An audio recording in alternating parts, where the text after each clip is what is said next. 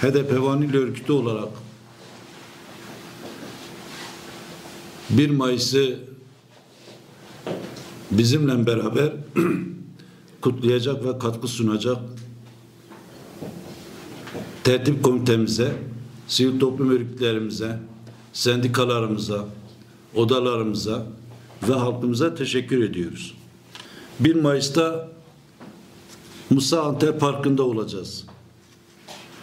AKP, MHP faşist iktidarının başta partimiz olmak üzere emek ve demokrasi güçlerine yönelik saldırılarını kesintisiz olarak sürdürdüğü bu süreçte haramiler düzenini değiştirmek için birleşik mücadeleyi örüyoruz.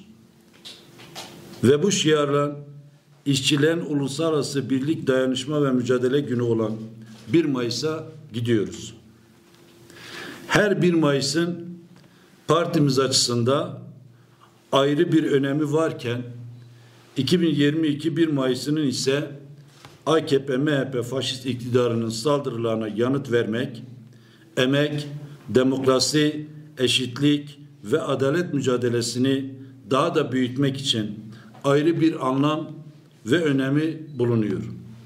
Bizler 1 Mayıs'a ilişkin çalışmalarımızda kadınların 8 Mart'taki coşkusu ve direnişini, milyonların Nevroz ateşinde yükselen sesini, umudunu ve tüm dünyaya verdiği net mesajını 1 Mayıs alanlarına taşımak için çabalıyoruz.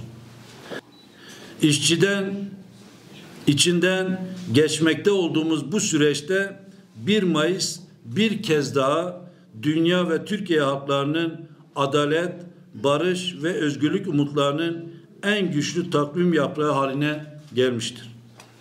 Kapitalist sistemin ürettiği krizler yeryüzünde iki taraf olduğunu bir kez daha kanıtlamıştır. Bir yandan ezenler, sürekli zenginleşen bir azınlık, diğer yanda ezilenler, sürekli yoksullaşan bir çoğunluk. Bir yandan sömürgeciler, diğer yandan doğa ve insan, bir yandan savaş isteyenler, diğer yanda emek, barış, özgürlük mücadelesi yürütenler bulunmaktadır.